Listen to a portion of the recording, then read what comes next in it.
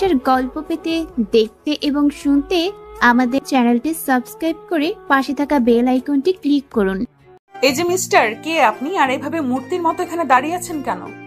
আমি নদী ম্যাডামের পার্সোনাল বডিগার্ড। আজকে আমার চাকরিতে প্রথম দিন, তাই এখানে দাঁড়িয়ে অপেক্ষা করছিলাম। ও আচ্ছা, তার মানে আপনি আমার আব্বু ঠিক করা সেই বডিগার্ড। আপনাকে আব্বু কি সব খুলে বলেছে? আপনাকে কি কি করতে হবে? না স্যার, শুধু আমাকে বলে দিয়েছে আমার ডিউটি সকাল 8টা থেকে দুপুর 2টা পর্যন্ত, আর বাকি কাজ আপনার কাছ থেকে বুঝে নিতে বলেছে। ও আচ্ছা, ঠিক আছে। তাহলে আপনি এখন আমার সঙ্গে চলুন, আমি এখন ভার্সিটিতে যাব। আর হ্যাঁ, একটা কথা, আপনি গাড়ি ড্রাইভ করতে জানেন তো? হ্যাঁ ম্যাডাম, আমি খুব ভালো ড্রাইভ করতে পারি, আপনার কোনো চিন্তা নেই। আমি আপনাকে খুব ভালোভাবেই আপনার ভার্সিটিতে পৌঁছে দিতে পারবো। আচ্ছা, আপনি কোন ভার্সিটিতে পড়েন সেটা তো জানা হলো না। আমি জাহাঙ্গীরনগর ইউনিভার্সিটিতে পড়াশোনা করি। কেন, আমার আব্বু তোমাকে এই ব্যাপারে কোনো কিছু বলেনি নাকি? না স্যার, আসলে আমাকে এই ব্যাপারে খুলে কিছুই বলেননি। উনি শুধু বলেছিলেন ওনার মেয়ের জন্য একজন বডিগার্ড প্রয়োজন, আর আমারও একটা চাকরির প্রয়োজন ছিল, তাই আমি কোনো কিছু জিজ্ঞাসা না করেই চাকরিটা নিয়ে নিয়েছি। তাছাড়া আপনার আপু আমাকে খুব ভালো একটা বেতন দেবেন, তাই। আচ্ছা ঠিক আছে, এখন চলো, তোমার সঙ্গে বাকি কথা পরে বলবো। এখন আমার ভার্সিটির টাইম হয়ে গেছে, আগে ভার্সিটি যেতে হবে, তারপর ভার্সিটি থেকে ফিরে এসে তোমার সঙ্গে গল্প করব। এই বলে নদী আর সাগর দুজনেই ভার্সিটির উদ্দেশ্যে রওনা দিল। সাগর গাড়ি ড্রাইভ করছে আর নদী সেটা ভালো করে লক্ষ্য করছিল। নদীর লক্ষ্য করছিল যে সাগর ঠিকঠাক মতো গাড়ি ড্রাইভ করতে পারে কিনা। সাগর খুব ভালোভাবেই গাড়ি ড্রাইভ করছে। এটা দেখে নদী সাগরকে বলল, তুমি তো খুব ভালোই করে ড্রাইভ করতে পারো। তুমি কি এর আগেও অন্য কোথাও ড্রাইভারের চাকরি করেছো নাকি? না ম্যাডাম, এটা আমার প্রথম। তবে ছোটবেলা থেকেই গাড়ি চালানো আর ড্রাইভিংয়ের প্রতি আমার অনেক আকর্ষণ ছিল, তাই খুব ভালোভাবে ড্রাইভিংটাকে রপ্ত করতে পেরেছি, আর সেজন্যই ভালো মতো গাড়ি চালাতে পারি। আমার ড্রাইভিং আপনার পছন্দ হয়েছে? হ্যাঁ, খুব পছন্দ হয়েছে, আর সেই সঙ্গে তোমাকেও খুব পছন্দ হয়েছে। আপনি কি বলেন আমি ঠিক বুঝতে পারিনি। এটাই বললাম যে তুমি খুব ভালো কথাও বলতে পারো। তোমার কথা বলার উদাহরণও আমার বেশ ভালোই পছন্দ হয়েছে। তোমাকে দেখে মনেই হচ্ছে না যে তুমি কোনো গরিব ঘরের ছেলে আর ড্রাইভিং করে নিজের রোজগার করতে চাও। তোমাকে দেখে মনে হচ্ছে তুমি যেন উচ্চবিত্তশীল কোনো ফ্যামিলির ছেলে, আর খুব ভদ্র ফ্যামিলির ছেলে।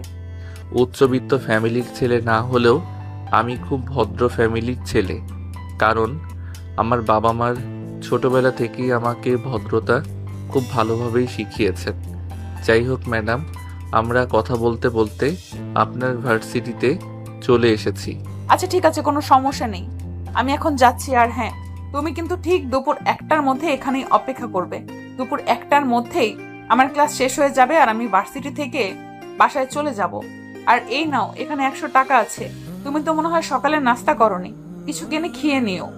আচ্ছা ম্যাডাম, ঠিক আছে, আমি এখানেই অপেক্ষা করব, এখান থেকে কোথাও যাব না। আর আপনি আপনার ভার্সিটি ছুটি হওয়ার ঠিক 5 মিনিট আগে আমাকে একটা ফোন করে দেবেন, কারণ এখানে তো গাড়ি পার্কিংয়ের কোনো ব্যবস্থা নেই। আমি সাইডে কোথাও গাড়িটা পার্ক করা যায় কিনা সেটা দেখি। আচ্ছা ঠিক আছে, আমি তাহলে এখন আসি, না হলে আবার ক্লাসে লেট হয়ে যাবে। এই কথা বলে নদী ভার্সিটির ভিতরে ঢুকে গেল। আর এদিকে সাগর রাস্তার এক পাশে গাড়িটা পার্ক করলো, আর তারপর সেখানেই বসে রইল নদী।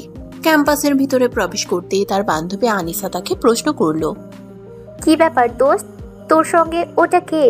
তোর বয়ফ্রেন্ড তোকে ড্রপ করতে এসেছিল নাকি? আরে ভাই, এইসব তুই কি বলছিস? আমার বয়ফ্রেন্ড হতে যাবে কেন? ও আমাদের নতুন ড্রাইভার।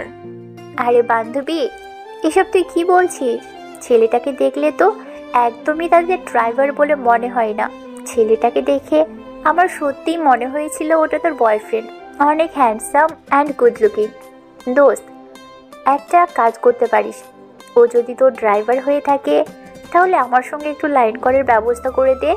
দেখ, একদম ফালতু কথা বলিস না। ছেলেটাকে আমারও খুব ভালো লাগে, কেন জানি না আমার মনে হয় ছেলেটা কোনো গরিব ঘরের ছেলে নয়, যথেষ্ট সামর্থ্যবান পরিবারের ছেলে। তাছাড়া কথাবার্তা আচার আচরণ অনেক ভদ্র, কথাবার্তা সবকিছুই অনেক রুচিশীল। তাই তো বলছি দোস্ত, ছেলেটাকে আমার বেশ ভালোই পছন্দ হয়েছে। তুই একটু ওর সঙ্গে আমাকে প্রেম করার ব্যবস্থা করিয়ে দে। ধুর ভাই, ফালতু বকিস না, এখন ক্লাসের টাইম হয়ে গেছে, ক্লাসে চল। প্রেম করার জন্য দুনিয়ায় ছেলের অভাব পড়েছে নাকি যে তোর বেছে বেছে আমার ড্রাইভারের সঙ্গেই প্রেম করতে হবে? এসব ফালতু কথা আমার একদম ভালো লাগে না, চল তো এখান থেকে। এই বলে নদী তার বান্ধবী আনিসাকে নিয়ে ক্লাসরুমে চলে এলো আর ক্লাস করতে থাকলো। এদিকে সাগর গাড়িটা পার করে রেখে পাশে একটা চায়ের দোকানে চলে গেল নাস্তা করতে। সেখান থেকে নাস্তা করে তারপর আবার গাড়িতে এসেই বসে রইল। ঘুমিয়ে গেছে সেটা তার খেয়ালই ছিল না। তখনই হঠাৎ তার ফোনটা বেজে উঠল। সে মোবাইলটা হাতে নিয়ে দেখলো নদী তাকে ফোন করেছে। সাগর সঙ্গে সঙ্গেই ফোনটা রিসিভ করলো। আর ফোনটা রিসিভ করতেই অপর পাশ থেকে নদী বলতে লাগলো, আসসালামু আলাইকুম, কোথায় আপনি? আমার ভার্সিটি ছুটি হয়ে গেছে। ওয়ালাইকুম আসসালাম ম্যাডাম, আমি এই তো এখানেই আছি। আপনি গেটের কাছে আসুন, আমি গাড়ি নিয়ে চলে আসছি। এই বলে সাগর ফোনটা কেটে দিল এবং গাড়ি নিয়ে গেটের সামনে চলে আসলো। আর এদিকে নদী তার বান্ধবী আনিসাকে নিয়ে ক্যাম্পাসের বাইরের দিকেই আসছিল। আর তখনই আনিসা নদীকে বলল, দোস্ত, আজ আমাদের ড্রাইভার আসতে পারবে না, বলল কি যেন সমস্যা হয়েছে। তুই আমাকে একটু আমার বাসার সামনে নামিয়ে দিবি? আচ্ছা ঠিক আছে, চলো আমার সঙ্গে। এই বলে নদী আর আনিসা দুজনেই গাড়ির কাছে চলে আসলো আর গাড়িতে উঠে বসলো। নদীর সামনের সিটে সাগরের সঙ্গে বসে আছে আর আনিসাকে পেছনে বসতে বলেছে। এটা দেখে আনিসা বলল, আরে ভাই, তুই আমাকে একা পিছনে বসতে বলছিস আর তুই সামনে গিয়ে ড্রাইভারের সঙ্গে বসেছিস। এটা কিন্তু একদম ঠিক হয়নি। দেখ, গাড়িটা আমার তো, আমি কোথায় বসবো না বসবো সেটা একান্তই আমার ব্যক্তিগত ব্যাপার। আর তুই বলেছিস তোর ড্রাইভার আছে, আসতে পারবে না, তাই আমি তোকে লিফট দিতে রাজি হয়েছি। তা না হলে কি আমি তোকে আমার সঙ্গে নিতাম নাকি? যাই হোক, এখন তুই যদি আমার সঙ্গে গাড়িতে করে যেতে চাস তাহলে দয়া করে তোর মুখটা বন্ধ কর, না হলে কিন্তু তুই আমার সঙ্গে যেতে পারবি না। আরে ভাই, তুই এমন কেন রে? আমি তো তোরে বললাম ছেলেটা কেমন বেশ পছন্দ হয়েছে, একটু ব্যবস্থা করিয়ে দে। ও আচ্ছা, এই ব্যাপার। তাহলে আমি এতক্ষণই বিষয়টা বুঝতে পেরেছি। তুই এক্ষুনি গাড়ি থেকে নাম, আমার সঙ্গে একদম ফাজলামো মার্কা কথাবার্তা একদম চলবে না। আরে ভাই, তুই তো আমার বান্ধবী, তুই কেন আমার সঙ্গে এরকম করছিস? বান্ধবীরা তো সবসময় বান্ধবীদের উপকার করে থাকে, কিন্তু তুই তো আমার উপকার না করে আমাকে গাড়ি থেকে নেমে যেতে বলছিস। প্লিজ দোস্ত, এরকম বলিস না। কেন? তোমাকে তো আমি আগেই বলেছিলাম এরকম ফাজলামো মার্কা কথাবার্তা আমার সঙ্গে চলবে না, কিন্তু তারপরেও তো তুই আমার কোনো কথাই শুনলি না, মিথ্যা কথা বলে গাড়িতে উঠলি, আর এখন এই কথা বলছিস। এভাবে কথা কাটাকাটি হচ্ছিল নদী আর আনিসার মধ্যে। সাগর ড্রাইভিং সিটে বসে বসে সবকিছু শুনছিল। তখনই নদী সাগরকে উদ্দেশ্য করে বলতে লাগলো, কি ব্যাপার, কি হলো? তুমি আবার গাড়ি বন্ধ করে বসে আছো কেন? বাসায় যেতে হবে তো তোমাকে। তোমাকে তো আবার 2টার পর পাওয়া যাবে না, অলরেডি দুপুর 1:30 বেজে গেছে। আমার বাসায় পৌঁছাতে 40 মিনিটের মতো সময় লাগবে। না মানে ম্যাডাম, গাড়িতে তো আপনার সঙ্গে আরো একটা মেয়ে উঠেছে, উনি কোথায় নামবে, ওনার বাসা কোথায়, আমি তো সেই ব্যাপারে কিছুই জানি না, তাই আপনি কিছু বলবেন কিনা সেটার জন্যই অপেক্ষা করছিলাম। ওর বাসার সামনেই আমার বাসা, যেতে রাস্তায় পড়বে। ওর বাসার সামনে আসলে আমি তোমাকে বলে দেব। তুমি এখন গাড়ি স্টার্ট করো। সাগর তখন কোনো কথা না বলে গাড়ি স্টার্ট করলো। প্রায় 30 মিনিট গাড়ি চালানোর পর নদী সাগরকে রাস্তায় গাড়ি দাঁড় করাতে বলে একটা বাড়ির সামনে, আর সাগর তখন গাড়ি দাঁড় করায়। আর তারপর নদী আনিসাকে গাড়ি থেকে নেমে যেতে বলে।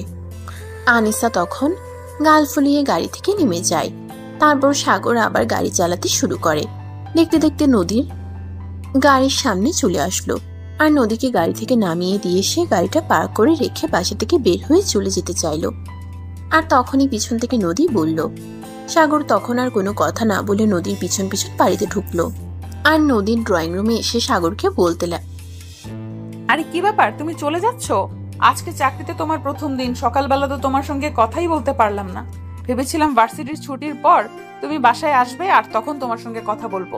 অ্যাকচুয়ালি ম্যাডাম, এখন তো দুপুর 2:10 বেজে গেছে আর আমার ডিউটি দুপুর 2টা পর্যন্ত, তাই চলে যাচ্ছিলাম আর কি। তুমি এখন আমার সঙ্গে বাসার ভেতরে চলো। আজকে চাকরিতে তোমার প্রথম দিন আর তোমার তো দুপুরের খাওয়া হয়নি, তুমি দুপুরের খাবারটা খেয়ে তারপর যাবে। কিন্তু ম্যাডাম, স্যারের সঙ্গে তো কথা হয়েছে আমি দুপুরের খাবার আমাদের বাড়িতে খাবো। আই মিন, আমি বাইরের খাবার খুব একটা খাই না। তাছাড়া আমার তো মনে হয় আপনাদের বাড়িতে আপনারা কাজের লোক দিয়ে রান্না করেন, আবার আবার বাইরের লোকের হাতে রান্না খেতে খুব একটা ভালো লাগে না। ও আচ্ছা, এই ব্যাপার। ঠিক আছে, কোনো সমস্যা নেই। তুমি আসো আমি তোমার সঙ্গে, আমি তোমাকে আমার নিজের হাতে রান্না করে খাওয়াবো। কিন্তু ম্যাডাম, আপনি তো এইমাত্র ভার্সিটি থেকে আসলেন, এখন আপনার বিশ্রাম নেওয়া প্রয়োজন। আর তুমি এত কথা বলো কেন? তোমাকে আমি আমার সঙ্গে ভেতরে আসতে বলেছি, তুমি চুপচাপ আমার সঙ্গে ভেতরে আসো। আমি কোনো কথা শুনতে চাই না। সাগর তখন আর কোনো কথা না বলে নদীর পিছন পিছন বাড়িতে ঢুকলো আর নদীর ড্রয়িং রুমে এসে সাগরকে বসতে বলল। আর তারপর সে নিজের রুমে চলে গেল। নিজের রুমে গিয়ে ড্রেস চেঞ্জ করে সোজা চলে গেল।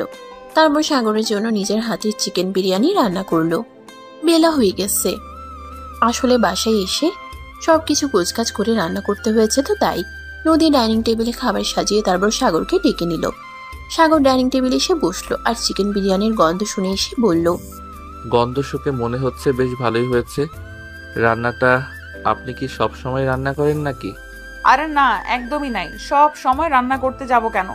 বাড়িতে অনেকগুলো কাজের লোক আছে, ওরাই রান্না করে। তাছাড়া আমি তো সব সময় আমার পড়াশোনা নিয়েই ব্যস্ত থাকি। তুমি আজ আমাদের বাড়িতে প্রথম দিন এসেছো, আর তুমি বলেছো বাইরের মানুষের হাতে রান্না তুমি খাও না। তাই তো আমি তোমার জন্য আমার নিজের হাতে রান্না করলাম। এখন খেয়ে বলো কেমন হয়েছে। আপনি আমার জন্য এতটা কষ্ট করতে গেলেন? আচ্ছা ঠিক আছে, আমি খেয়ে দেখছি, তবে মনে হয় ভালোই হয়েছে।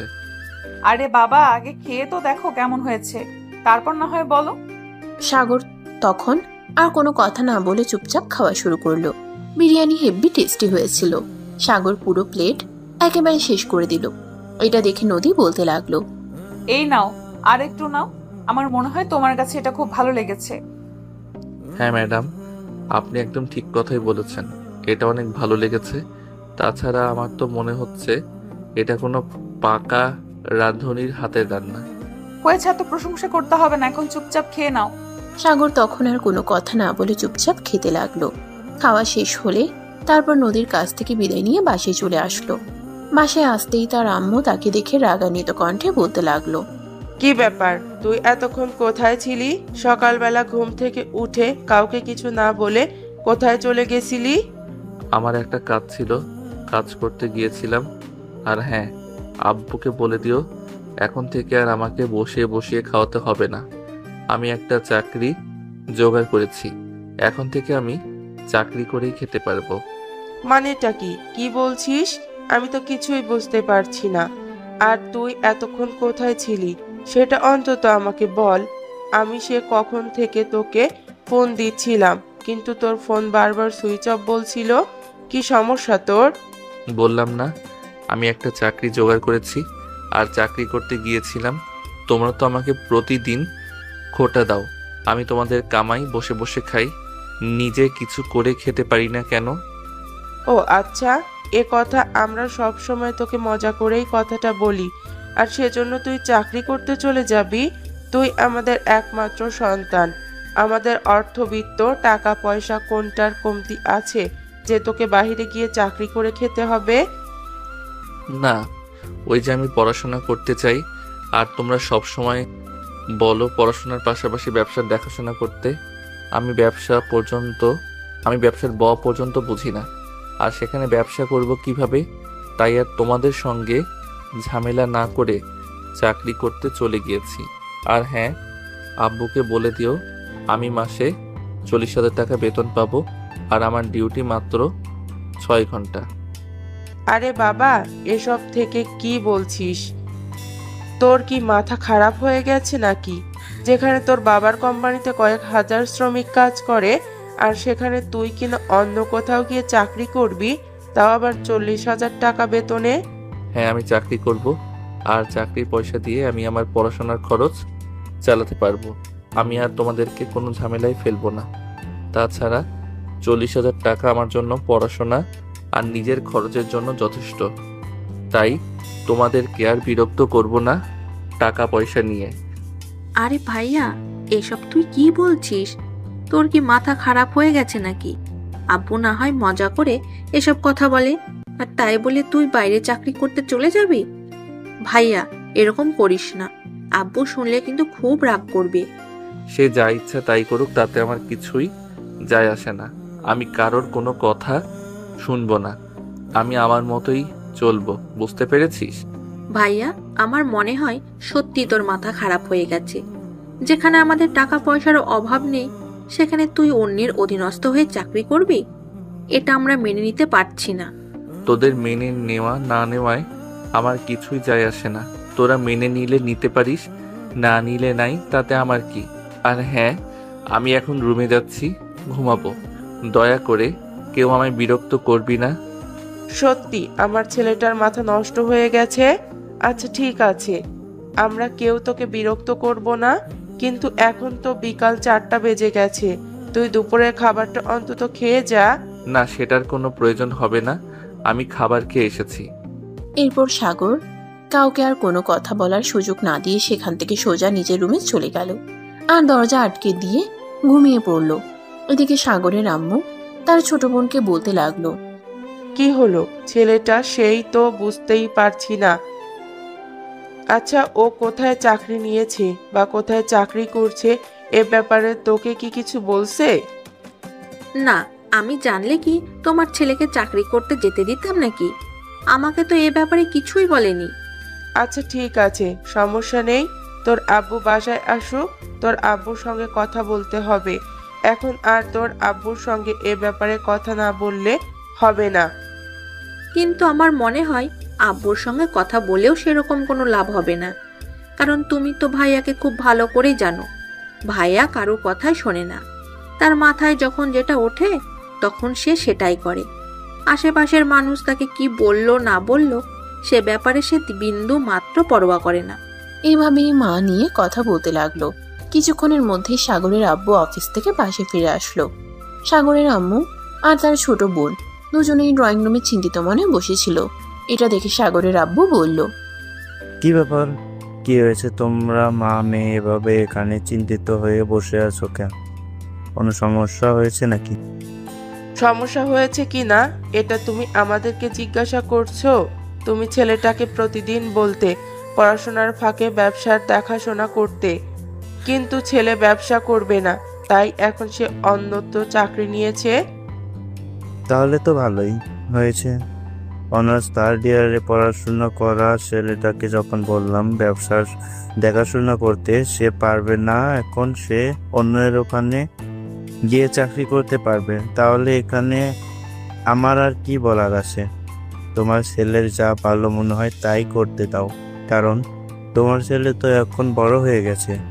তুমি কেমন বাবা সেটাই বুঝতে পারছি না। যেখানে তোমার ছেলে তোমার সঙ্গে রাগ করে অন্যর চাকরি করছে, আর সেখানে তুমি কিনা বলছো ভালোই হয়েছে, যাও তোমাদের সঙ্গে আমি আর কোনো কথাই বলবো না। তোমাদের যার যেটা ভালো মনে হয় তোমরা সেটাই করো। সাগরের আব্বু তখন আর কোনো কথা না বলে সেটা নিজের রুমে চলে গেলেন। তারপরও ফ্রেশ হয়ে বিছানায় শুয়ে বিশ্রাম নিতে লাগলেন। আর এদিকে সাগর ঘুম থেকে উঠল রাত প্রায় 8টার দিকে। তারপর টেবিলে বসলো পড়াশোনা করতে। পড়াশোনা শেষ হলে ডাইনিং টেবিলে চলে গেল রাতের খাবার খেতে। তার আম্মু তাকে খাবার দিল, আর সে খাবার খেয়ে কারো সঙ্গে কোনো কথা না বলে নিজের রুমে চলে আসে। রাত 11টার মতো হবে বাজে। তখন বিছানায় শুয়ে শুয়ে মোবাইল টিপাটিপি করছিল, আর তখনই হঠাৎ তার মোবাইলে একটা ফোন আসে। মোবাইলের দিকে তাকিয়ে দেখলো নদী তাকে ফোন করেছে। এত রাতে নদী তাকে কেন ফোন করলো এই কারণটা যে কোনোভাবেই বুঝতে পারছে না। তারপরে সে ফোনটি রিসিভ করলো। ফোন রিসিভ করতেই সাগর অপর প্রান্ত থেকে শুনতে পেল, কি হলো, কি করছো তুমি? ম্যাডাম, এই তো সবেমাত্র রাতের খাবার খেয়ে আসলাম, এখন বিছানায় শুয়ে আছি, কিছুক্ষণের মধ্যেই ঘুমিয়ে পড়ব। কিন্তু আপনি হঠাৎ এত রাতে ফোন দিলেন কেন? কোনো সমস্যা হয়েছে নাকি? না, এমনি হঠাৎ কেন জানি না তোমার কথা মনে পড়লো, তাই তোমাকে ফোন দিলাম। ভাবলাম তোমার সঙ্গে একটু কথা বলে নেওয়া যাক। ও আচ্ছা, এই ব্যাপার। আপনি কি করছিলেন? রাতের খাবার খেয়েছেন? না, আমি তো রাতের খাবার খাই না, এমনিতেই আমার রাতের খাবার খেতে ভালো লাগে না। তাছাড়া শরীর স্বাস্থ্য অনেকটা বেড়ে গেছে, তাই ভাবছি ডায়েট করব, আর সেজন্য 1 মাস ধরে রাতের খাবার খাওয়া বাদ দিয়েছি। কিন্তু ম্যাডাম, আপনার শরীর তো ঠিকই আছে, তাই আমার মনে হয় রাতের খাবার অ্যাভয়েড করা একদমই উচিত হচ্ছে না। তাছাড়া রাতের খাবার না খেলে আমাদের শরীরের রোগ প্রতিরোধ ক্ষমতা হ্রাস পায়। তাই আমি বলি কি, আপনি রাতের খাবারটা খেয়ে তারপর ঘুমাবেন। আচ্ছা ঠিক আছে, সমস্যা নেই। তুমি যখন বলছো তাহলে এখন থেকে আমি প্রতিদিন রাতের খাবার খেয়ে তারপর ঘুমাবো। আচ্ছা একটা কথা বলো, আমি আবার এত রাতে তোমাকে ফোন দিয়ে বিরক্ত করলাম না তো? আরে না ম্যাডাম, আমি তো এখনো ঘুমাইনি। এখনো বিছানায় শুয়ে শুয়ে মোবাইল টিপাটিপি করছিলাম, আর তখনই আপনি ফোন দিলেন। আচ্ছা ঠিক আছে, তুমি তাহলে ঘুমাও, আমি এক্ষুনি রাতের খাবার খেয়ে আসবো আর তারপর ঘুমিয়ে যাব। আচ্ছা ঠিক আছে, তাহলে এখন থেকে প্রতিদিন রাতের খাবার খাবেন। কখনোই রাতে খাবার খাওয়া মিস দিবেন না, কারণ রাতের খাবার আমাদের শরীরের জন্য অনেকটা উপকারী। এরপর দুজনে কথা বলা শেষ করলো। সাগর বিছানায় শুয়েছিল আর সেখানেই ঘুমিয়ে পড়ল। অপরদিকে নদী রাতের খাবার খেয়ে নিল আর তারপর নিজের রুমে এসে শুয়ে পড়ল। পরদিন সকালবেলা ঘুম থেকে উঠে সাগর ফ্রেশ হয়ে বাসা থেকে বের হতে যাবে, তখনই পেছন থেকে তার আম্মু বলতে লাগলো, দেখ বাবা, আমি তোর আম্মু হয়ে তোকে বলছি, তুই এরকমটা করিস না। অন্যর চাকরি করিস, এটা যদি বাহিরের মানুষ জানতে পারে তাহলে তোর বাবার মান ইজ্জত কোথায় যাবে? দেখো, আমি কাজ করে পয়সা ইনকাম করছি না যাতে আমার বাবার মান ইজ্জত চলে যাবে। মান ইজ্জত তো তখন চলে যায় যখন কেউ চুরি, ডাকাতি, ছিনতাই, রাহাজানি এগুলো করে। তাই আমাকে নিয়ে তোমাদের অযথাই টেনশন করতে হবে না। আমি এমন কোনো কাজ করব না যাতে তোমাদের মান ইজ্জত যাবে। এরপর সে তার আম্মুকে আর কোনো কথা বলার সুযোগ না দিয়ে বাসা থেকে বের হয়ে গেল। নদীর বাসার সামনে এসে দাঁড়িয়ে আছে। তখন সকাল 9:30 মতো বাজে, কিন্তু নদী এখনো বাসা থেকে বের হয়নি। তাই সাগর বাসার কলিং বেলে চাপ দিল। কিছুক্ষণ পর নদীর আব্বু এসে দরজা খুলে দিল। সাগর নদীর আব্বুকে দেখে সালাম দিয়ে নদীর ব্যাপারে জিজ্ঞাসা করলো।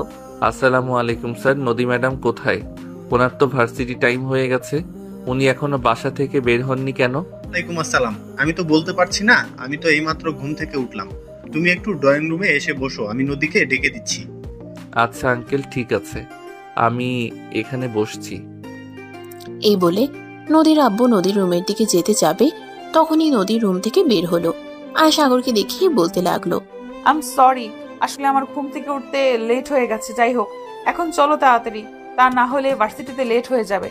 সাগর তখন কোনো কথা না বলে নদীকে নিয়ে বাসা থেকে বের হয়ে গেল আর তারপর অন্যদিকে ভার্সিটিতে পৌঁছে দিল। আর এরপর এভাবেই চলছিল। প্রতিদিন সকালবেলা ঘুম থেকে উঠে নদীর বাসার সামনে চলে আসা, তারপর নদীকে নিয়ে ভার্সিটিতে যাওয়া, মাঝখানে নিজের পড়াশোনা। সেদিন রাত আনুমানিক তো 1টার মতো বাজে। সাগর ঘুমিয়ে পড়েছে। ঘুমের মতোই সে তার ফোনের রিংটোনের আওয়াজ শুনতে পেল। সে মোবাইলের স্ক্রিনের দিকে না তাকিয়ে ফোনটা রিসিভ করলো আর ফোন রিসিভ করতেই অপর পাশ থেকে শুনতে পেল, কি ব্যাপার সাগর, আজ আমি ফোন দিলাম না বলে তুমি আমাকে ফোন দাওনি? কি ব্যাপার সাগর, আজ আমি ফোন দিলাম না বলে তুমি আমাকে ফোন দাওনি? ম্যাডাম, আমি আসলে ঘুমিয়ে পড়েছিলাম। আমি তো ভেবেছিলাম হয়তো আপনিও ঘুমিয়ে পড়েছেন, তাই আমি আর ফোন দেইনি। তুমি জানো আমি কতক্ষণ ধরে তোমার ফোনের জন্য অপেক্ষা করছি? সেই রাত 10টা থেকে আমি ভাবছি তুমি আমাকে ফোন দিবে, কিন্তু তুমি তো আমাকে ফোন দিলে না। কিন্তু তাই বলে আপনি এত রাত অপেক্ষা করে জেগে থাকবেন নাকি? আপনার তো এটা ভাবা উচিত ছিল যে আমিও হয়তো ঘুমিয়ে যেতে পারি, তাই আপনাকে ফোন করতে পারিনি। কিন্তু আমি তো তোমার ফোনের জন্য অপেক্ষা করছিলাম। তোমার সঙ্গে কথা বলতে না পারলে আমার ভালো লাগে না। কেন জানি তোমার প্রতি আমার অন্যরকম একটা অনুভূতি কাজ করে। তোমার সঙ্গে কথা বলতে না পারলে তো আমার ঘুমই আসে না। ম্যাডাম, আমার মনে হয় আপনি আমাকে নিয়ে একটু বেশি বেশি চিন্তা করছেন, তাই হয়তো আপনার এরকম হয়েছে।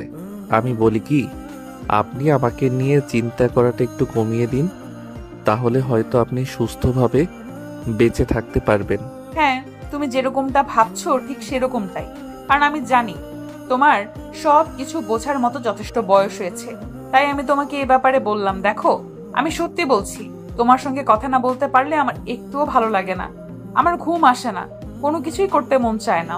হ্যাঁ, আমি সেটা বুঝতে পেরেছি বলেই তো আপনাকে বলছি, আপনি আমাকে নিয়ে চিন্তা করা একটু কমিয়ে দিন, তাহলে আপনি ভালো থাকতে পারবেন।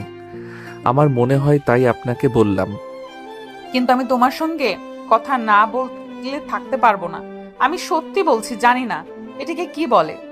যদি তোমার মনে হয় আমি তোমার প্রেমে পড়েছি, তাহলে আমার মনে হয় এটাই সত্যি যে আমি তোমার প্রেমে পড়ে গেছি।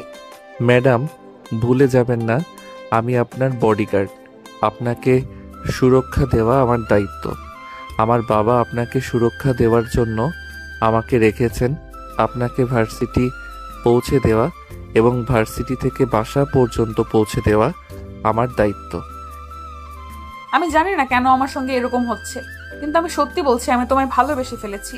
তোমাকে ছাড়া বেঁচে থাকা আমি পারবো না। এসব আপনি কি বলছেন?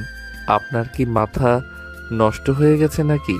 প্রথমত, আপনি আমার যে বয়সে বড়। দ্বিতীয়ত, আমি আপনার বডিগার্ড। এই সম্পর্ক কোনোদিনও কেউ মেনে নিবে না। না তো আমার ফ্যামিলির মানুষ, জানাই না তো আমার ফ্যামিলির মানুষজন।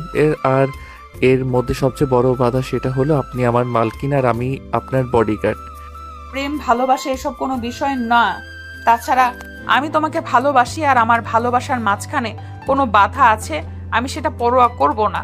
কারণ আমার কাছে আমার ভালোবাসা, আমার ভালো থাকাটাই সবচেয়ে বেশি ইম্পর্টেন্ট। কিন্তু ম্যাডাম, আমি কোনো কিন্তু শুনতে চাই না। আমি তোমায় ভালোবাসি। I love you Sagar. Love you too. একটা সত্যি কথা বলবো, জানি না তুমি বিশ্বাস করবে কিনা। এরকম কেন বলছো তুমি? কিছু বললে আমি কেন বিশ্বাস করব না? বলো তুমি কি বলতে চাও। আমিও তোমাকে অনেক আগে থেকেই ভালোবাসি। অনেক দিন ধরেই তোমায় ফলো করতাম, আর তখনই জানতে পারলাম তোমার বাবা তোমার জন্য একদম পার্সোনাল বডিগার্ড খুঁজছেন। আর তখনই সুযোগ খুঁজে সুযোগের সব ব্যবহার করলাম। তোমার পাশাপাশি থাকার চেষ্টা করলাম, তোমার দৃষ্টি আকর্ষণ করার চেষ্টা করলাম, আর আমি সত্যি সফল হলাম। তাহলে তুমি এতদিন কেন বলনি আমাকে যে তুমি আমাকে ভালোবাসো? তাহলে তো আর আমাকে এতদিন অপেক্ষা করতে হতো না।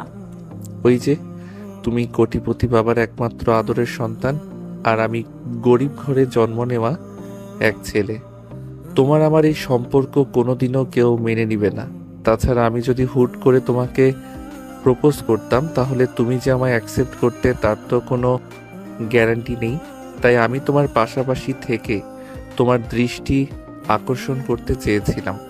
আমি চেয়েছিলাম তুমি নিজেই আমাকে বলো, আর আমি সেটাতে সফল হলাম। ওরে বাবারে বাবা, তুমি এত চালাক সেটা তো আমি জানতেই পারিনি। তুমি আমার সঙ্গে এত বড় চালাকি করতে পারলে, অবশেষে আমাকে দিয়ে বলাতে বাধ্য করলে। হ্যাঁ, কারণ আমি গরিব ঘরের ছেলে। তুমি যদি আমাকে মেনে না নিতে, তখন তো আমাকে অপমানিত হয়ে ফিরে আসতে হতো। তার চাইতে বরং এটা ভালো হলো না যে কাটা দিয়ে কাটা তুলে ফেললাম।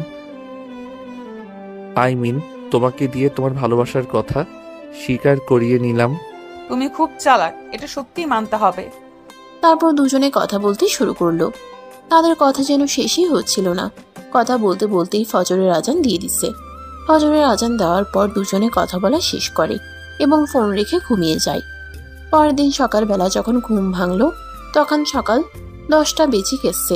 ঘুম থেকে উঠে সাগর তাড়াতাড়ি করে ফ্রেশ হয়ে বাড়ি থেকে তাড়াহুড়ো করে বের হয়ে নদীর বাড়ি নিয়ে চলে গেল।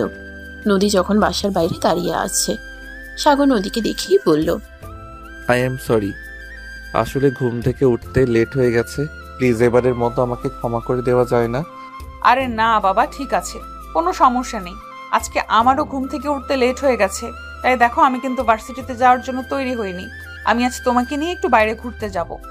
কিন্তু তোমার আব্বু যদি জানতে পারে যে তুমি ভার্সিটি না গিয়ে ঘুরতে গেছো, তখন কিন্তু তোমার আব্বু বকা দেবে, আর সেই বকার বাগ কিন্তু আমাকেও নিতে হবে। এটা কি তুমি জানো? এত কিছু জানার তো আমার কোনো প্রয়োজন নেই। আমি শুধু এটা বলেছি যে আমি তোমাকে নিয়ে ঘুরতে যাব। আব্বু কি বললো না বললো সে ব্যাপারে আমার বিন্দুমাত্র ইন্টারেস্ট নেই। আব্বুর যা বলার বলুক, আমি তো আব্বুর কথা এক কান দিয়ে শুনে ওই কান দিয়ে বের করে দেই। কিন্তু তারপরেও আমার চাকরির ব্যাপার এটা। আমি যদি চাকরি করতে না পারি, তাহলে আমার সংসার চলবে কি করে? তখন যদি আমার চাকরিটা চলে যায়, তখন কি হবে? আরে বাবা, তুমি এত চিন্তা কেন করছো? আব্বু কিছুই জানতে পারবে না। আব্বু অফিসে চলে গেছে, আর আব্বু বাসায় ফিরে আসতে আসতে রাত 8টা বেজে যাবে। তাই তোমার চিন্তার কোনো কারণ নেই। এখন চলো তো আমার সঙ্গে। এই বলে নদী আর সাগর দুজনেই গাড়িতে উঠে বসলো। আর সাগর গাড়ি স্টার্ট করেই নদীকে বলল, ম্যাডাম আমরা কোথায় যাব? মানে আমরা কোথায় ঘুরতে যাচ্ছি? আমরা গাজীপুরের পুবাইলের এদিকে যাব। ওখানে মেঘডুবি বলতে একটা জায়গা আছে, ওখানে ঘোরাঘুরি করব। আর মেঘডুবিতে একটা পার্ক আছে ওখানে। কিন্তু ম্যাডাম এটা তো আমাদের লোকেশন থেকে অনেক দূরে, যেতে যেতেই প্রায় 2 ঘন্টার। আরে তা লাগো, কোনো সমস্যা নেই। তোমাকে বললাম তো এত চিন্তার কিছুই নেই। আব্বু বাসায় ফিরে আসতে আসতে রাত 8টার মতো বেঁচে যাবে। আমরা তার আগেই চলে আসতে পারবো। আচ্ছা ঠিক আছে, তাহলে চলুন যাওয়া যাক। এই তুমি আমাকে আপনি করে কেন বলো বলো তো? তোমাকে না বললাম আমাকে সব সময় তুমি করে কথা বলবা, কখনোই আপনি করে কথা বলবা না। আপনি আপনি করে কথা বললে পর পর লাগে, আর তুমি করে কথা বললে আপন আপন লাগে। বুঝতে পেরেছো? ওকে ম্যাডাম, কিন্তু আপনার আব্বু যদি জানতে পারে আমাদের এই সম্পর্কের কথা, তখন কি হবে? আপনি কি একটাবারও সেটা চিন্তা করে দেখেছেন, নাকি হুটহাট করেই সবকিছু করে চলেছেন? দেখো, আমি এত চিন্তা করা একদম পছন্দ করি না। যখন যেটা হবে তখন সেটা দেখা যাবে। এখন অযথাই চিন্তা করে কি লাভ বলো? তারপর সাগর নদীর সঙ্গে আর কোনো কথা না বলে গাড়ি চালাতে থাকলো। প্রায় 2 ঘন্টার মতো সময় লাগলো। তারপর সাগর নদীর সঙ্গে আর কোনো কথা না বলে গাড়ি চালাতে থাকলো। প্রায় 2 ঘন্টার মতো সময় লাগলো পুবাইলের মেঘডুবিতে এসে পৌঁছাতে। তারা দুজনে সারাদিন সেখানে ঘোরাঘুরি করলো। আর তারপর বিকেলের দিকে সেখান থেকে বের হয়ে বাসার দিকে রওনা দিল। আর তখনই নদী বলতে লাগলো, ভালো একটা রেস্টুরেন্ট থেকে তার সামনে গাড়িটা তাই করাবো। সারাদিন তো তেমন কিছুই খাওয়া হলো না, ফুচকা, ঝালমুড়ি, চকলেট, আইসক্রিম এগুলো ছাড়া। ম্যাডাম সন্ধ্যা হয়ে গেছে, এখন যদি রেস্টুরেন্টে খাবার খেতে ঢুকে তাহলে তো বাসায় ফিরতে লেট হয়ে যাবে। লেট হবে না, তোমাকে যেটা বলেছি সেটা করো। তুমি রাস্তার পাশে ভালো একটা রেস্টুরেন্ট দেখে গাড়ি দাঁড় করাবে, তারপর সেখানে মিলে দুজন খাওয়া দাওয়া করে তারপর বাসায় ফিরবো। যথা আজ্ঞা মহারানী, আপনি যা বলবেন। এই বলে সাগর গাড়ি চালাতে লাগলো। আর কিছুক্ষণ পরেই একটা বড় রেস্টুরেন্টের সামনে এনে গাড়ি দাঁড় করালো। তারপর দুজনে মিলে সেখানে খাবার খেলো। খাওয়া দাওয়া শেষ করে তারপর সাগর নদীকে তার বাসায় পৌঁছে দিল। আর তারপর রাত 9টার দিকে সে তার নিজের বাসায় গেল। বাসায় এসে কলিং বেলে চাপ দিতেই তার ছোট বোন রিয়া এসে দরজা খুলে দিল। আর তাকে দেখে বলতে লাগলো, কি ব্যাপার ভাইয়া, এতক্ষণ থেকে কোথায় ছিলি? তোর ডিউটি তো বলেছিলি সকাল 8টা থেকে দুপুর 2টা পর্যন্ত, আর এখন তো রাত হয়ে গেছে। এত রাতে তুই কোথা থেকে এসেছিস? ওরে বাবারে বাবা, এখন কি আমাকে তোর কাছেও কৈফিয়ত দিতে হবে নাকি? আমি এত রাত পর্যন্ত কোথায় ছিলাম? দেখ, আমি এখন বড় হয়েছি, আমি আমার ইচ্ছা মতো যা ইচ্ছে তাই করতে পারি। আমি কারো কাছে কৈফিয়ত দিতে বাধ্য নই। ভাইয়া, তুই আমার সঙ্গে এরকম ভাবে কথা বলছিস, সেটা তো আমি ভাবতেই পারছি না। তুই কারোর সঙ্গে এরকম আচরণ করতে পারিস? আমি তো ভুল কিছু করিনি, আমি ছেলে মানুষ, আমি যখন ইচ্ছে হয় তখন বাড়িতে ফিরবো।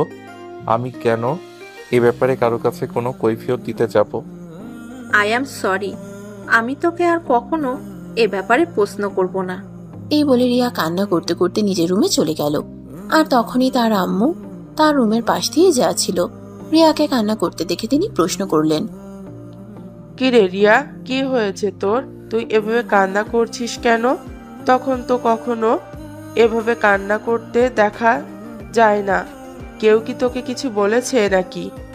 আম্মু, আমি শুধু তোমার ছেলেকে জিজ্ঞাসা করেছিলাম তোমার ছেলে কেন এত রাতে বাড়িতে এসেছে, আর তখনই তোমার ছেলে আমাকে এতগুলো কথা শুনিয়ে দিল।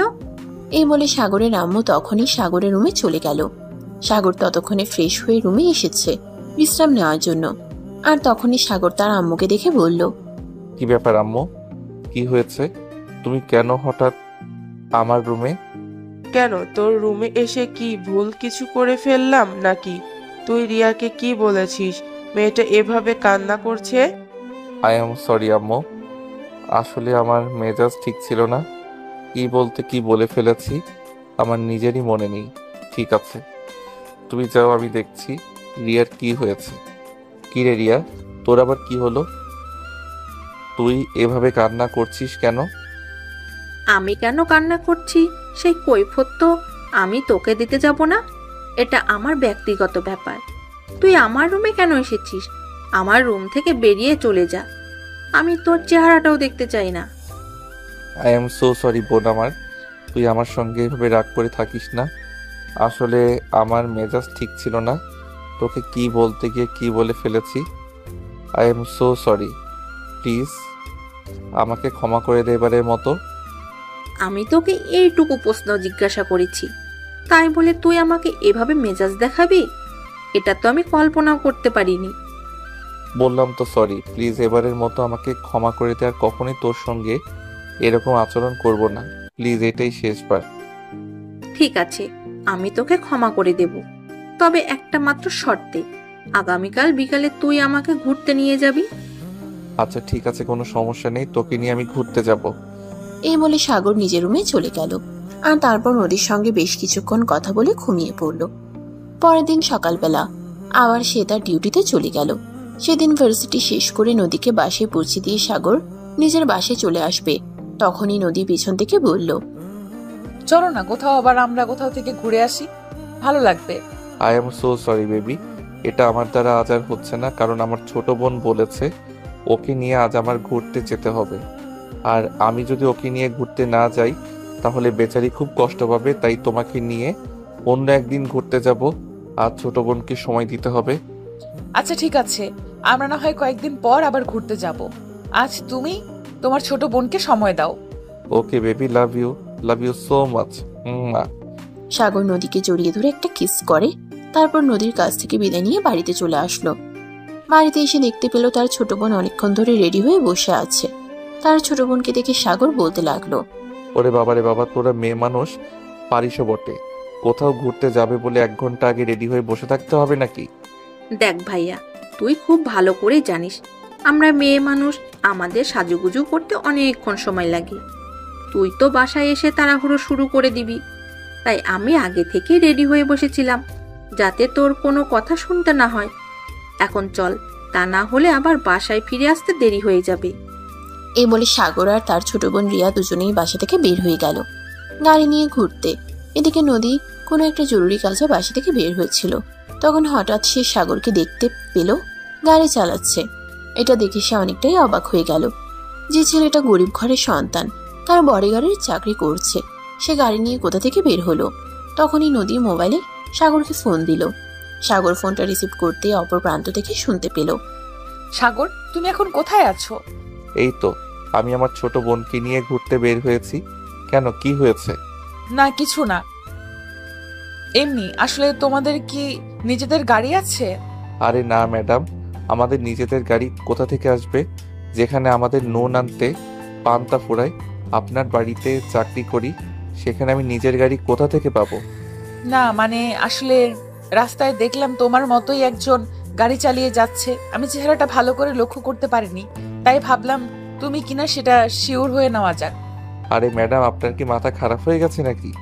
আমাদের নিজেদের গাড়ি কোথা থেকে আসবে? আমি তো আমার বোনকে নিয়ে রিকশায় করে ঘুরতে বের হয়েছি। যাই হোক, এখন রাখি, বাসায় ফিরে তারপর কথা হবে। এই বলে সাগর ফোনটা কেটে দিল। এদিকে নদীর কিন্তু সাগরের কথাগুলো মোটেও হজম হচ্ছে না। সে নিজের চোখে তো আর অবিশ্বাস করতে পারে না। সে নিজের চোখেই দেখেছে সাগরকে গাড়ি চালাতে। এখন সাগর মিথ্যে বলল কেন, এটাই ভাববার বিষয়। তাই নদী ঠিক করলো সাগরের গাড়িটাকে ফলো করবে। যেমন চিন্তা তেমনই কাজ।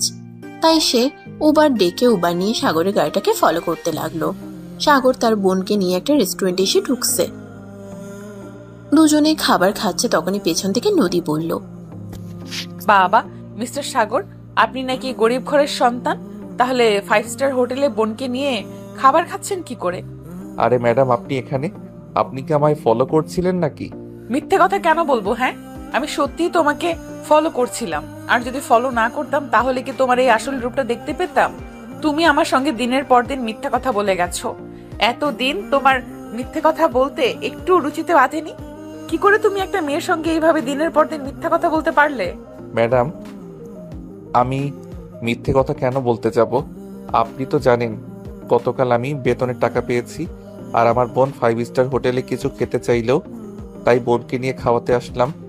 ও আচ্ছা, তাহলে তুমি এটা আমাকে বললেই পারতে। আমি তোমাকে আরো কিছু টাকা দিতাম তোমার বোনকে খাওয়ানোর জন্য। যাই হোক, তোমার বোনকে যা ইচ্ছা তাই খাও। আমি রেস্টুরেন্টের বিল পেমেন্ট করে দিয়ে যাচ্ছি, তোমাকে বিল দিতে হবে না। ম্যাডাম, আমার কাছে টাকা আছে, আপনাকে দিতে হবে না, আমি এই দিয়ে দিতে পারবো। আমি কোনো কথা শুনতে চাই না। আমি যখন বলেছি এই টাকাটা আমি দেব, তার মানে এই টাকাটা আমিই দেব। তুমি তোমার বোনকে নিয়ে খাবার খাও আর এনজয় করো, আমি এখন আসছি। এই বলে নদী সাগরের কাছ থেকে বিদায় নিয়ে রেস্টুরেন্টের বিল পেমেন্ট করে তারপর সেখান থেকে চলে গেল। আর এদিকে রিয়া ততক্ষণ নীরব দর্শকের মতো সবকিছু দেখছিল। নদী চলে যাওয়ার পরেই রিয়া তার ভাইকে জিজ্ঞাসা করলো, ভাইয়া আসলে ব্যাপারটা কি? আমি তো কিছুই বুঝতে পারলাম না। এখানে কি গোলমাল, কিছু হয়েছে নাকি? কি হয়েছে আমাকে খুলে বল তো শুনি। এখানে কোনো কিছুই বলা যাবে না, দেয়ালেরও কান আছে। এখন চুপচাপ খাবারটা খেয়ে নে, বাসায় চল, তারপর তোকে সবকিছু খুলে বলবো। এই বলে রিয়া আর সাগর খাবার খেয়ে তারপর বাসায় চলে আসলো। বাসায় আসতে আসতেই জিজ্ঞাসা করলো, আচ্ছা ভাইয়া, এবার তো অন্তত খুলে বল আমাকে, আসলে বিষয়টা কি? আমি না আর অপেক্ষা করতে পারছি না, একটু তাড়াতাড়ি বল আমাকে। দেখ, আসলে ব্যাপারটা হলো এই যে, আমি ভার্সিটিতে যাওয়ার সময় একদিন মেয়েটাকে দেখি, আর মেয়েটাকে আমার ভালো লেগে যায়। আর মেয়েটার সম্পর্কে খোঁজ নিতে গিয়ে জানতে পারি মেয়েটার বাবা তার জন্য একটা বডিগার্ড নিয়োগ করতে চাইছেন। আর এদিকে বাসায় আব্বুর সঙ্গেও আমার ঝামেলা চলছে, তাই আমি ওই চাকরিটা নিয়ে নিলাম। আর মেয়েটার কাছাকাছি থাকার চেষ্টা করলাম, ওর সম্পর্কে জানার চেষ্টা করলাম। আর তখনই মেয়েটা নিজের থেকে এসেই আমাকে তার ভালোবাসার কথা আমাকে বললো, আর তখন আমিও সঙ্গে সঙ্গে রাজি হয়ে গেলাম। ওরে বাবা রে বাবা, ভাইয়া তুই পারিস বটে, সত্যি তুই আমার ভাই, সেটা বলতেই হবে। স্যালুট তোকে, তোর মতো ভাই প্রতিটা ঘরে জন্ম নি। আচ্ছা ঠিক আছে ম্যাডাম, এখন আমাকে পাম দিতে হবে না, এখন আপনি নিজের ঘরে চলে যান। আর সন্ধ্যা গড়িয়ে রাত হতে চললো, আপনি পড়তে বসুন। এই বলে সাগর রিয়াকে ড্রয়িং রুমে রেখেই নিজের রুমে চলে গেল। আর রুমে যাওয়া মাত্রই সে ফোনে দেখতে পেল নদী ফোন করছে। তখনই সে ফোনটা রিসিভ করলো। হ্যালো বেবি, কি করছো তুমি? এই তো বাসায় এসে ফ্রেশ হলাম মাত্র, তুমি কি করছো? এই তো বসে বসে তোমার কথা ভাবছিলাম। জানো, একটা কথা সত্যি আমার হজম হচ্ছে না। তুমি কি আসলে গরিবের সন্তান, নাকি আমার সামনে গরিব সেজে ঘুরে বেড়াচ্ছ?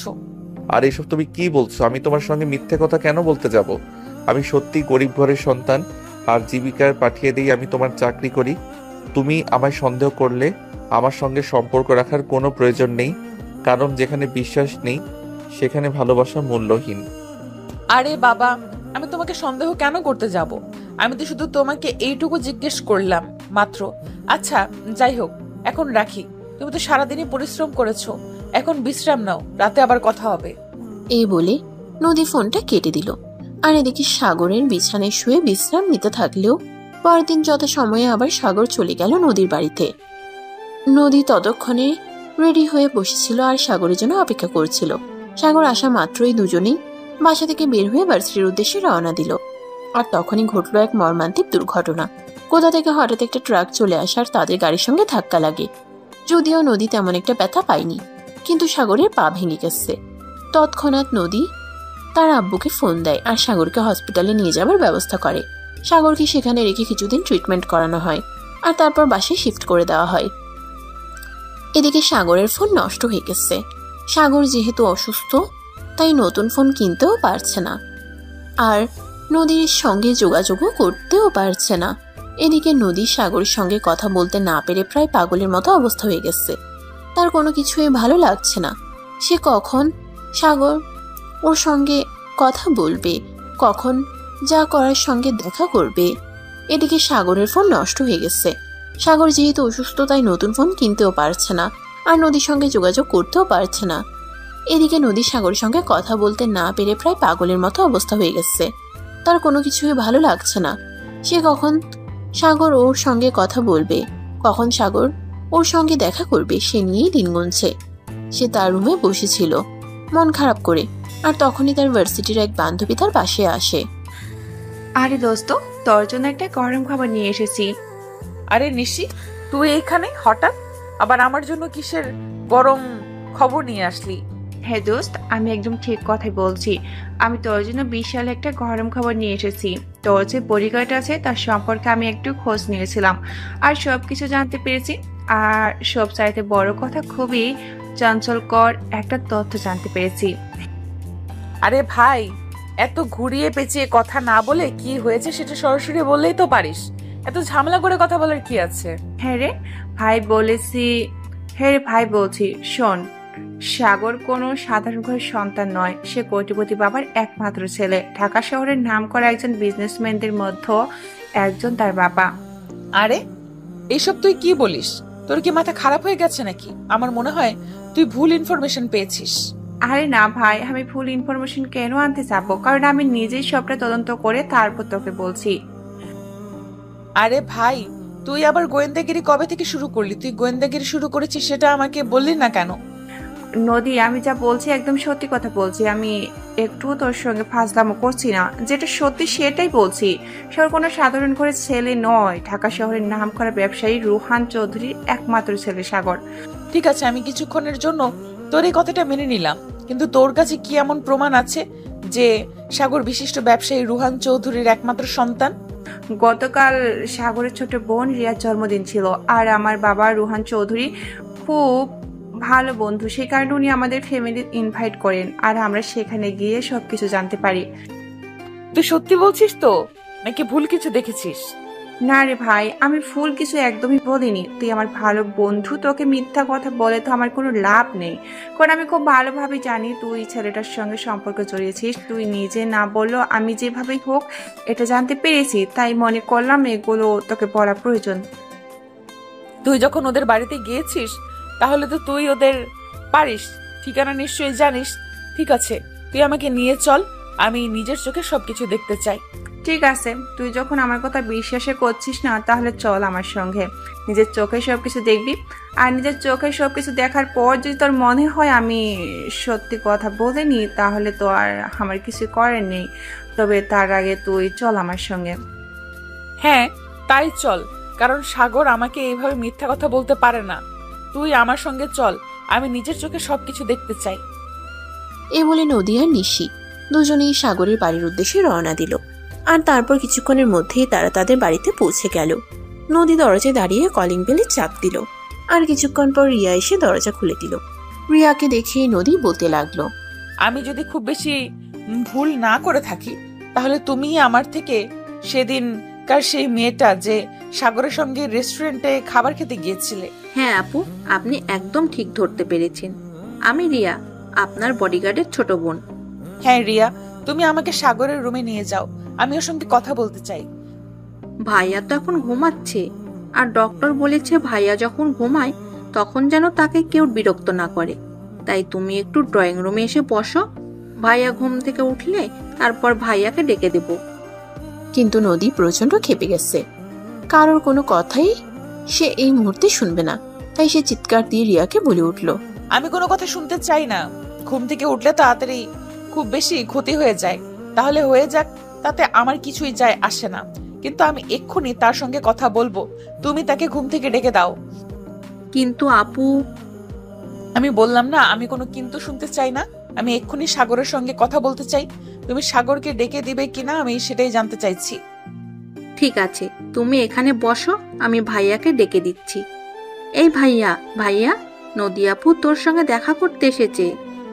আর এইসব তুই কি বলছিস? তোর কি মাথা খারাপ হয়ে গেছে নাকি? নদী তো আমাদের বাড়ির ঠিকানাই জানো না, তাহলে আমাদের বাড়িতে আসবে কিভাবে? নিশি আপু নদী আপুকে আমাদের বাড়িতে নিয়ে এসেছে। আমি জানি না তারা কিভাবে আমাদের বাড়ির ঠিকানা জানলো। তবে তুই হয়তো একটা ব্যাপার ভুলে গেছিস। নিশি আপু গতকাল আমাদের বাড়িতে এসেছিল আমার বার্থডে অনুষ্ঠানে। হায় আল্লাহ, এখন কি হবে? আমি তো সেটাই ভাবতে পারছি না, নদীকে কিভাবে সামলাবো। এটা ভাবতেই তো আমার মাথায় আকাশ ভেঙে পড়ছে। নদী তো এখন আমার কোনো কথাই বিশ্বাস করবে না, এমনকি এটাও হতে পারে যে সে আমাকে রিজেক্ট করে চলে যাবে। আমি জানি না কিছু, তুই যা করবি চিন্তা ভাবনা করে করিস। নদী আপুর সঙ্গে ঠান্ডা মাথায় কথা বলো, আর সবকিছু বুঝিয়ে বলো।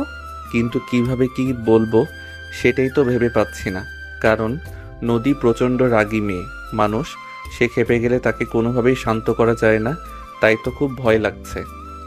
কিছুই হবে না ভাইয়া, সে যদি সত্যি তোকে ভালোবেসে থাকে তাহলে সে তোকে যে কোনো পরিস্থিতিতে যে কোনো অবস্থায় নিজের করে নেবে। কিন্তু সে যদি তোকে সত্যি ভালো না বাসে তাহলে তো সে ঝামেলা করবেই। আগে তুই নদিয়াপুর সম্মুখীন হ, আর তার মনের কথা বোঝার চেষ্টা কর, তারপর যা হয় হবে। সাগর তখন আস্তে আস্তে সিঁড়ি দিয়ে নিচে নেমে আসলো। নদী এদিকে রেগে আগুন হয়ে বসে আছে। সাগর নদীর সামনে এসে দাঁড়ালো আর আস্তে আস্তে বলল, নদী তুমি এখানে? তার আগে তুমি আমাকে এটা বলো যে তুমি আমাকে মিথ্যে কথা কেন বলছো? এতদিন ধরে আমাকে মিথ্যের মধ্যে বসবাস করিয়েছো কেন? তুমি আমার সঙ্গে সত্য কথা বলনি। নদী প্লিজ তুমি তোমার মাথাটা ঠান্ডা করো আর আমাকে কিছু বলতে দাও। দেখো, এমনিতেই মেজাজ খারাপ হয়ে আছে, তুই আমার সঙ্গে আর কোনো কথা বলিস না। তুই এতদিন আমার সঙ্গে মিথ্যে কথা কেন বলেছিস? আমি শুধু সেটাই জানতে চাইছি। তারপর আমি তার সঙ্গে আর কোনো কথা বলবো না।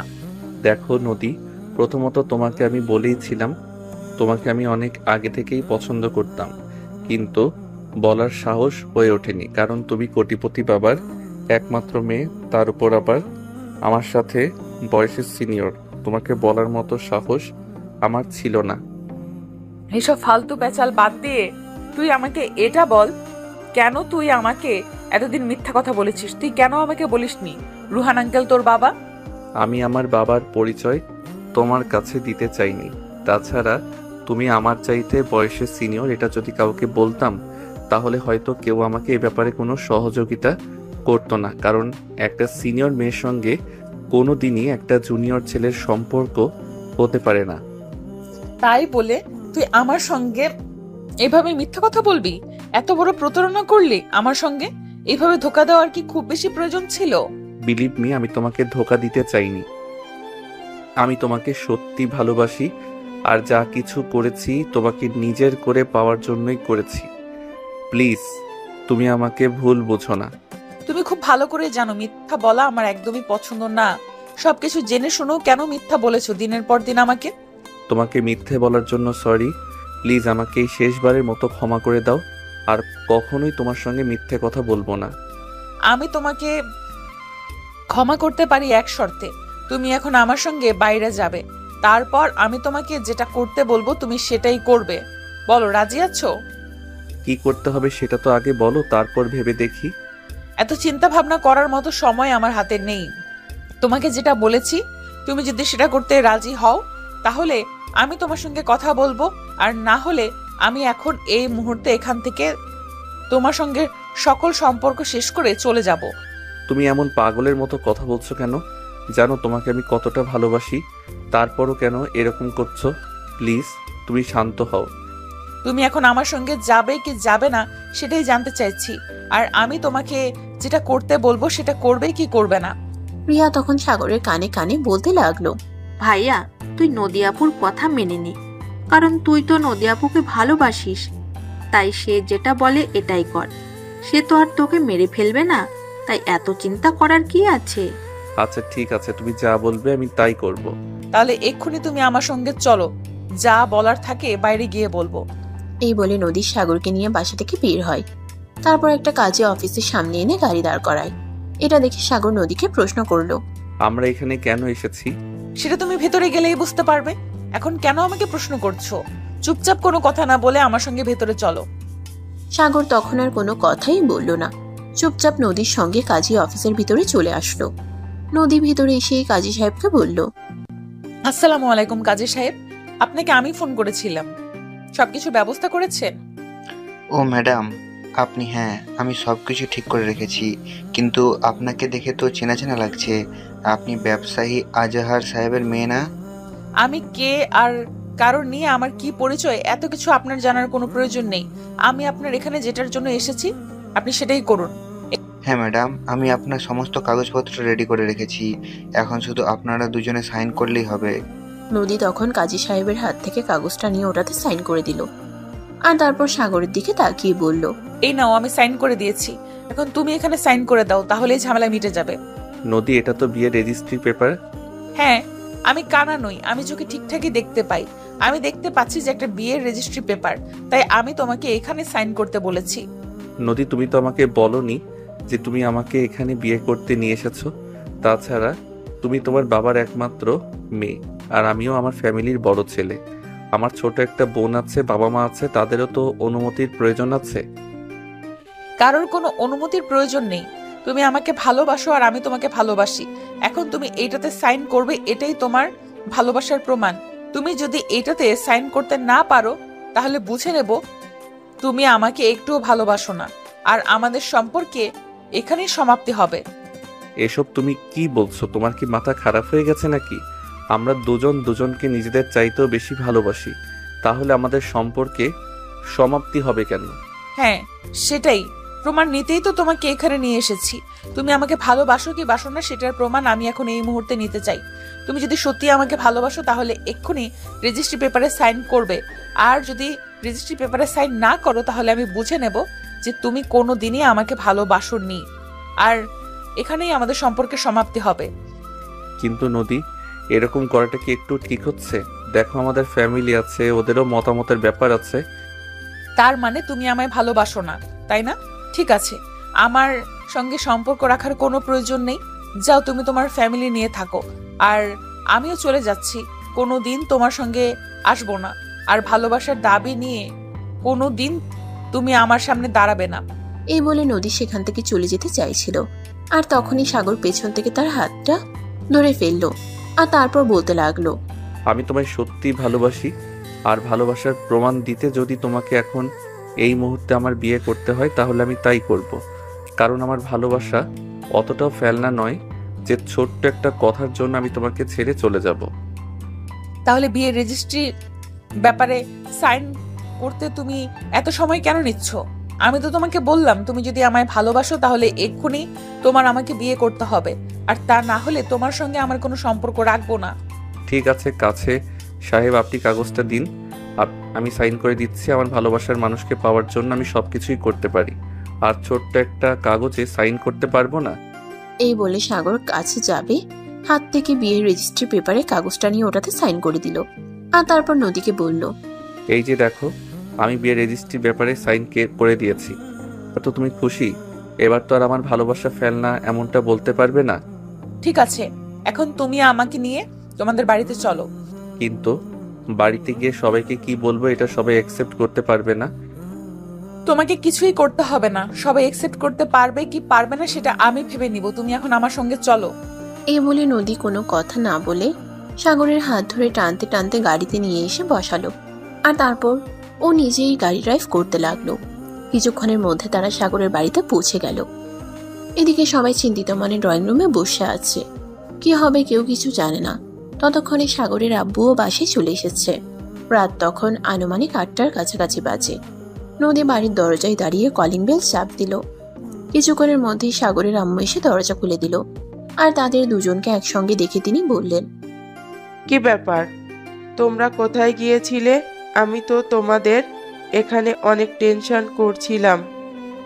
এতক্ষণ তোমরা কোথায় ছিলে?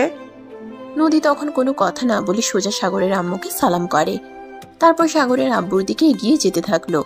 তখনই সাগরের আব্বু ওখানে দাঁড়িয়ে থেকেই বলল, এই মেয়ে, তোমাকে কোনো কিছু জিজ্ঞাসা করা হয়েছে, তুমি কোনো কিছুর উত্তর না দিয়ে এভাবে আমার বউকে সালাম করে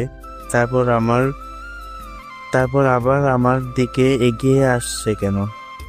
নদী তখনও কোনো কথা না বলে সাগরের আব্বুকে সালাম করলো, আর তারপর সোজা হয়ে দাঁড়িয়ে বলল, জি শ্বশুর আব্বু, আপনি কি যেন বলছিলেন? আমি শুনতে পাইনি, আবার বলেন।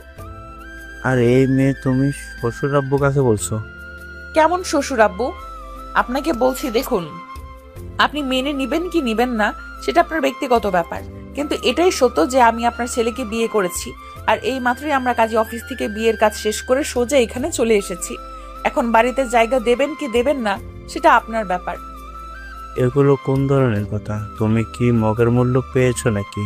হুট করে কথা থেকে এসে বললে তুমি আমার ছেলেকে বিয়ে করেছো, আর এটা আমাকে মেনে নিতে হবে।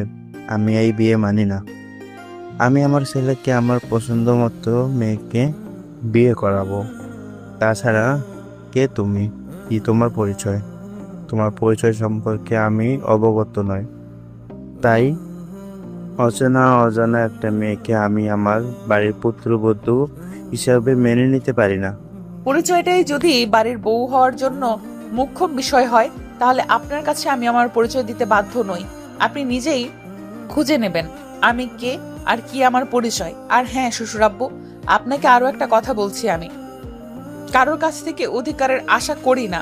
আমি আমার অধিকার আদায় করে নেই। তাই আমি এই বাড়িতে আমার বউয়ের অধিকার দিবেন কি দিবেন না সেটা আপনার ব্যাপার, কিন্তু আমি এই বাড়িতেই থাকবো। এ বলে নদী হনহন করে সেখান থেকে সোজা সাগরের রুমে চলে গেল। আর এদিকে সাগর বোকার মতো দাঁড়িয়ে দাঁড়িয়ে এতক্ষণ ধরে এসব কিছু দেখছে। নদী চলে যাওয়ার পর সাগরের আব্বু সাগরকে ধমক দিয়ে বলতে লাগলো, এগুলো কোন ধরনের সার্কাস শুরু হয়েছে? আমি তো কিছুই বুঝতে পারছি না। এসব সার্কাসের মানে কি আমি জানতে পারি? নদী তো সবকিছু নিজের মুখেই বলে গেছে, এখন তাহলে তুমি আমার কাছে জিজ্ঞাসা করছো কেন? তার মানে এই মেয়েটা যা বলে গেছে সব সত্যি? তুই বিয়ে করে নিয়েছিস, তুই আমার সঙ্গে রাগ করে চাকরি নিয়েছিস, সেটা না হয় বুঝলাম, কিন্তু তাই বলে এত বড় একটা সিদ্ধান্ত তুই নিজেই নিয়ে নিলি। আমি তোর বাবা, আমি এখনো বেঁচে আছি। তোর বিয়ের ব্যাপারে সিদ্ধান্ত নিতে হলে আমি নেব, কিন্তু তুই এভাবে হুটহাট করে এমন সিদ্ধান্ত নেওয়ার কারণটা কি? এতক্ষণ সবাই নীরব দর্শকের মতো সবকিছু দেখলেও নিশি তখন আর চুপ থাকতে পারল না। নিশি তখন সাগরের আব্বুকে উদ্দেশ্য করে বলল, আঙ্কেল আসলে সাগরের এখানে কোনো দোষ নেই। সাগর আর নদী নতুন দুজনকে ভালোবাসে। গতকাল আমি যখন রিয়ার বার্থডে পার্টিতে আপনাদের বাড়িতে আসি তখনই সাগরকে আমি দেখি, আর সেদিন নদীর সঙ্গে আমাদের ভার্সিটিতে দেখেছিলাম। নদী সাগরকে ভালোবাসে এটা আমি জানি, তাই নদীর সঙ্গে আমি এই ব্যাপারে কথা বলতে চাই, কিন্তু নদী মানতেই নারাজ যে সাগর আপনার ছেলে। সেটা প্রমাণ করার জন্য নদীকে আমি এখানে নিয়ে আসি, আর তারপর সাগর নদীকে এতদিন মিথ্যা বলেছে, এই জন্য নদী রেগে যায় আর সাগরকে নিয়ে সোজা কাজী অফিসে চলে যায়। তারপর যা হলো সবটা তো আপনি দেখতেই পেলেন।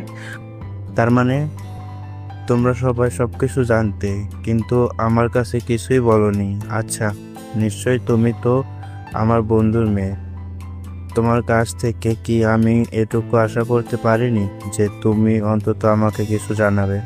আই এম সরি আঙ্কেল আপনাকে কোনো কিছু জানাতে না পারার জন্য, কিন্তু আঙ্কেল আমরা সবাই এখানে উপস্থিত ছিলাম, এইরকম কোনো সময় ছিল না আপনাকে জানানোর, বা আমরা বুঝতেও পারিনি নিশি এরকম কিছু করে বসবে। আচ্ছা ঠিক আছে, এবার আমাকে বলো এই মেয়েটা কে আর মেয়েটার পরিচয় কি? আঙ্কেল নদীর পরিচয় জানলে আপনি অবাক হবেন। আপনার মতো শহরের নামকরা 10 জন ব্যবসায়ীর মধ্যে একজন নদীর বাবা।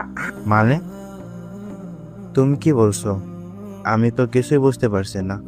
এই মেয়েটার কি এই মেয়েটার পরিচয়? আঙ্কেল নদী বিশিষ্ট ব্যবসায়ী আরাপ আঙ্কেলের মেয়ে। আরে এটা তুমি সত্যি বলছো তো? হ্যাঁ আঙ্কেল আমি একদম সত্যি কথাই বলছি, আপনি নদীকে মেনে নিন। কিন্তু মেয়েটা তো আমার ছেলের চাইতে বয়সে বড়। আমার ছেলে অনার্স 3rd ইয়ারে পড়ে আর মেয়েটা ফাইনাল ইয়ারে। আঙ্কেল বয়স কোনো ব্যাপার না, ব্যাপার হলো ওরা দুজনকে ভালোবাসে। আপনি যদি ওদের সম্পর্ক মেনে নেন, নদী কিন্তু এই সম্পর্ক ছেড়ে কখনো চলে যাবে না, কারণ আপনি একটু হলে বুঝতে পারছেন নদী প্রচন্ড রাগে জেদি আর এক রুখে একটা মেয়ে। প্রয়োজন হলে সে সাগরকে জোর করে আপনাদের থেকে ছিনিয়ে নেবে, কিন্তু কখনো সাগরকে ছাড়বে না। ঠিক আছে, কোনো সমস্যা নেই, তুমি কোনো চিন্তা করো না। নদী আমার বাড়িতে আমার মায়ের মতনই থাকবে, তাকে কোনোদিনও আমি এটা বুঝতে দেব না সে শ্বশুরবাড়িতে আছে। তাহলে আমি আসি, কিন্তু একটা কথা আপনাকে বলে যাচ্ছি, আমাদের কিন্তু এই বিয়ে উপলক্ষে পার্টি চাই। ঠিক আছে, সমস্যা নেই, আমার ছেলের বিয়ে বলে কথা, বিশাল পাউডার, সবাই অনেক আনন্দ করতে পারবে ওখানে। এরপর আরো বেশ কিছু কথা বলে নিশি তার বাসায় চলে গেল। আর এদিকে সাগরের বাসায়ও সবাই খাওয়া দাওয়া করে নিজেদের মতো ঘুমিয়ে গেছে। এদিকে রিয়া সাগরের রুমটা অনেক সুন্দর করে সাজিয়ে দিয়েছে। হাজার হোক সাগরের আজ বাসরাত বলে কথা। এদিকে রিয়া সাগরের সাজিয়ে দিয়ে তারপর রুম থেকে বের হয়ে চলে গেছে। আর এদিকে কিছুক্ষণের মধ্যে সাগর রুমে আসলো নদীর জন্য স্পেশাল একটা গিফট নিয়ে। আসলে তাদের বাসরাত বলে কথা, বিয়েতে তো নদীকে কোনো কিছুই দেওয়া হলো না, তবে এখন তো তাকে স্পেশাল কিছুই চাই। এদিকে নদী বসে থাকতে থাকতে একদম অধৈর্য হয়ে গেছে। সাগর রুমে আসতে এসে বিছানা থেকে নেমে বলতে লাগলো, কি ব্যাপার, তুমি কোথায় চলে গিয়েছিলে? আমি সেই কখন থেকে তোমার জন্য অপেক্ষা করছি। বিয়ে করা নতুন বউকে ঘরে রেখে এইভাবে এতক্ষণ কেউ বাইরে থাকে? বিয়েতে তো তোমাকে কিছুই দিতে পারলাম না, হুট করে বিয়েটা হয়ে গেল। তাই এখন তোমার জন্য একটি স্পেশাল গিফট আনতে গেছিলাম। এই নাও তোমারই গিফট, তবে এটা এখন আনবক্স করবে না, কাল সকালে। ঠিক আছে, এখন এই যে এতক্ষণ ধরে একটা শুভ সময়ের জন্য অপেক্ষা করছি, আর এই শুভ সময়টাকে এতটা ওয়েস্ট করা কি ঠিক হলো? আই এম সরি ম্যাডাম, তবে চিন্তার কোনো কারণ নেই, আমি সবটা আপনাকে সুদে আসলে পুষিয়ে দেব। ও তাই নাকি? তাহলে আমিও দেখি তুমি কতটা সুদে আসলে সে দিতে পারো। সাগর তখনই আর কোনো কথা না বলে নদীকে নিজের কাছে টেনে নিল, আর নদীর কপালে আলতো করে ভালোবাসার একটা পরশ এঁকে দিয়ে নদীকে নিয়ে সোজা বিছানায় চলে গেল। এটা দেখে নদী বলতে লাগলো, কি ব্যাপার, তুমি আমাকে নিয়ে বিছানায় চলে আসলে কেন? তোমার সঙ্গে ভালোবাসার আদান প্রদান করব, তাই চলো শুরু করা যাক। এই বলে সাগর নদীকে আরো কাছে টেনে নিল, আর নদীর গলার নিচে কিস করতে শুরু করলো। নদী সাগরের ছোঁয়া পেয়ে অনেকটা শিহরিত হয়ে গেল। এই প্রথমবার কোনো ছেলে মানুষ তাকে স্পর্শ করেছে। তার সারা শরীর নাড়া দিয়ে উঠল। এটা দেখে সাগর বলতে লাগলো, কি হলো, তুমি এরকম কাঁপছো কেন? ভয় পাচ্ছ নাকি? না, ভয় পাবো কেন? তবে আমার কেমন জানি একটা অনুভূতি হচ্ছে, জীবনে প্রথমবার কোনো ছেলে মানুষের স্পর্শ পেলাম তো তাই। হ্যাঁ, তাই বলে কি এরকম করতে হবে নাকি? আমি তো আর তোমার অপরিচিত কেউ নই, আমি তো তোমার ভালোবাসার মানুষ, তোমার সঙ্গে এতদিন ধরে সম্পর্কে আছি। হ্যাঁ, এটা ঠিক যে আমরা দুজন দুজনের সঙ্গে অনেকদিন ধরেই সম্পর্কে আছি, কিন্তু আমাদের মধ্যে তো সেরকম একটা গভীর সম্পর্ক কখনোই হয়নি, যেরকমটা 10টা প্রেমিক প্রেমিকার মধ্যে হয়ে থাকে। কারণ আমি চেয়েছিলাম আমার ভালোবাসার মানুষ, আমি যাকে বিয়ে করব তাকে বাসর রাতেই আমি আমার সতীত্ব বিলিয়ে দিব। সত্যি তোমার মতো প্রেমিকা যেন আমার মতো প্রত্যেকটা প্রেমিক পায়, যে তার স্বামীর বুকে হাত রেখে বলতে পারবে, তুমি আমার জীবনের প্রথম পুরুষ, তুমি ছাড়া অন্য কোনো পুরুষ আমাকে আজ পর্যন্ত স্পর্শ করতে পারেনি। এখন কি এইসব কথা বলে আরো সময় নষ্ট করবে? না মহারানী, আর কোনো সময় নষ্ট করব না। এই বলে সাগর নদীকে নিজের আরো কাছে টেনে নিল, আর তারপর নদীর সারা শরীরে কিস করতে থাকলো। এদিকে নদী উত্তেজনায় অস্থির হয়ে যাচ্ছে। সাগর নদীকে আরো উত্তেজিত করতে চাইছিল। সাগর দেখতে চাইছিল বেশি উত্তেজিত হলে নদী কি করে, তাই সে নদীর সারা শরীরে আরো ভালোবাসার আলিঙ্গন করতে থাকলো। আর কিছুক্ষণ পরেই দুজন ভালোবাসার মহাসমুদ্রে ডুবে গেল। সারা রাত চলল তাদের ভালোবাসার আদান প্রদান পর্ব। ফজরের আজান দিয়ে দিলে দুজনে ফ্রেশ হয়ে তারপর ঘুমিয়ে পড়ল। পরদিন সকাল 10টার দিকে নদীর ঘুম ভাঙলো কারো চিৎকার চেঁচামেচির আওয়াজে। নদীর চিৎকারের আওয়াজ শুনে ড্রয়িং রুমে এসে উপস্থিত হলো। ড্রয়িং রুমে এসে নদী দেখতে পেল তার আব্বু সাগরের আব্বুর সঙ্গে চিৎকার চেঁচামেচি করে কথা বলছে। রুহান, তোমার ছেলের এত বড় সাহস, এটা আমি ভাবতেও পারিনি। আমার মেয়েকে মিথ্যা কথা বলে ভালোবাসার ফাঁদে ফেলে বিয়ে করবে। আমার ছেলে তোমার মেয়েকে ফাঁদে ফেলেনি, তোমার মেয়ে নিজে এখানে এসেছে। আমার কথা বিশ্বাস না হলে আমি তোমার মেয়েকে ডেকে দিচ্ছি, তুমি নিজে জিজ্ঞাসা করে নাও। নদী তখন সিঁড়ি দিয়ে নামছিল, আর তাদের কথা শুনতে পেয়ে বলতে লাগলো, হ্যাঁ আব্বু, আমার শ্বশুর আব্বু একদম ঠিক কথাই বলেছে। আমি নিজের ইচ্ছায় এখানে এসেছি, আর সাগরকে আমি ভালোবাসি। তাছাড়া আর আমার সম্পর্ক মেনে নিতে তোমার এত সমস্যা কোথায়? তুমিও শহরের নামকরা 10 জন ব্যবসায়ীদের মধ্যে একজন, আর আমার শ্বশুর আব্বু শহরের নামকরা 10 জন ব্যবসায়ীদের মধ্যে একজন। তাহলে তো সামনে সামনে সম্পর্ক হলো, সমানে সমানে সম্পর্ক হলো, তাহলে তো আর কোনো সমস্যা হওয়ার কথা নয়। হ্যাঁ, কিন্তু তুমি আমাকে না জানিয়ে এইভাবে হুটহাট বিয়ে করার কিন্তু তুমি আমাকে না জানিয়ে এইভাবে হুটহাট করে বিয়ের সিদ্ধান্ত নিয়ে নিলে, এটা তো আমি ভাবতেই পারছি না। তুমি আমার একমাত্র মেয়ে, তোমার লাইফের সিদ্ধান্ত নিয়ে আমাকেও তো ভাবতে হবে, তার নয় কি? আব্বু, আমি তো ভুল সিদ্ধান্ত নেইনি আর ভুল কিছু করিনি, তাহলে এত ভাবতে হবে কেন? আমি তো আমার লাইফের সঠিক মানুষটাকেই পারচেজ করেছি, তাহলে এত কথা বলার কি আছে? তুমি যদি এখন এটা বলো যে তুমি আমার আর সাগরের সম্পর্ক মেনে নিবে কিনা, আর যদি তুমি আমার আর সাগরের সম্পর্ক মেনে নিতে না পারো, তাহলে তুমি ভুলে যেও তোমার কোনো সন্তান ছিল, কারণ তোমার জন্য আমি কখনোই সাগরকে ছেড়ে আসতে পারবো না, বিকজ আই লাভ হিম। আমি তোমাকে কোনোদিনও এই কথায় সাপোর্ট করব না, কারণ সাগর যেমন আমাদের সন্তান, তোমার বাবার তুমি একমাত্র সন্তান। আমি যেমন আমার 2টা সন্তানকে আদর স্নেহ ভালোবাসা দিয়ে বড় করেছি, ঠিক তেমনি তোমার বাবাও তোমার পিছনে ততটাই শ্রম ঘাম দিয়েছেন। তাই আমি বলবো তোমার বাবারও অধিকার আছে তোমার যে কোনো ব্যাপারে সিদ্ধান্ত নেওয়ার। যদি তোমার বাবা এই সম্পর্ক মেনে না নেয় তাহলে আমারও মেনে নেওয়া কোনো প্রশ্নই ওঠে না, কারণ সম্পর্ক দুই ফ্যামিলির সিদ্ধান্তই হওয়া উচিত। কিন্তু শ্বশুর আব্বু, আমি তো আপনাকে আগেই বলে দিয়েছি, আপনি যদি আমাদের এই সম্পর্ক মেনে নিতে না নেন তাহলে আমি আপনার ছেলেকে নিয়ে অন্যত্র চলে যাওয়ার চেষ্টা করব, কারণ আমি কারোর জন্যই আমার ভালোবাসার বলিদান দেব না, সেটা হোক আপনি কিংবা আমার বাবা। ঠিক আছে, তোমাদের কারোর জন্য কাউকে ছাড়তে হবে না। আমি তোমাদের সম্পর্ক মেনে নিলাম, তবে আমি আগামীকাল তোমাদের বিয়ের জন্য বিশাল এক পার্টির আয়োজন করতে চাই, যেখানে উপস্থিত থাকবে শহরের গণ্যমান্য ব্যক্তিবর্গ থেকে শুরু করে সকলেই। তাহলে তো ভালোই হলো, আর কোনো ঝামেলাই রইল না। আমরা সবাই মিলে অনেক আনন্দ উল্লাস করব। যদিও আগে ভেবেছিলাম আমার ছেলের বিয়েতে বিশাল পার্টি আর রিসেপশন করব, কিন্তু ছেলে তো হুট করে বিয়ে করে বউ নিয়ে চলে আসলো, তাই মনটা একটু ভেঙে গিয়েছিল। কিন্তু এখন যখন আমার বিআই মশাই আমার পুত্রবধূ আর পুত্রকে মেনে নিয়েছে, তাহলে তো আর অনুষ্ঠান করতে কোনো ঝামেলা নেই। সবাই মিলে অনেক আনন্দ উল্লাস করব। এরপর দুই বেয়াই মিলে ড্রয়িং রুমে বসে গল্প করতে থাকলো, আর এদিকে নদী চলে গেল শাশুড়ি মায়ের সঙ্গে রান্নার কাজে সাহায্য করতে।